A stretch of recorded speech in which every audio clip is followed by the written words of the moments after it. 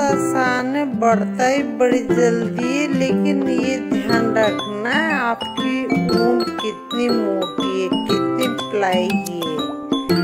यदि आपकी ऊन मोटी है तो आपको 10 नंबर की सिलाई लेनी पड़ेगी। यदि आपकी ऊन पतली है तो आप 12 नंबर की सिलाई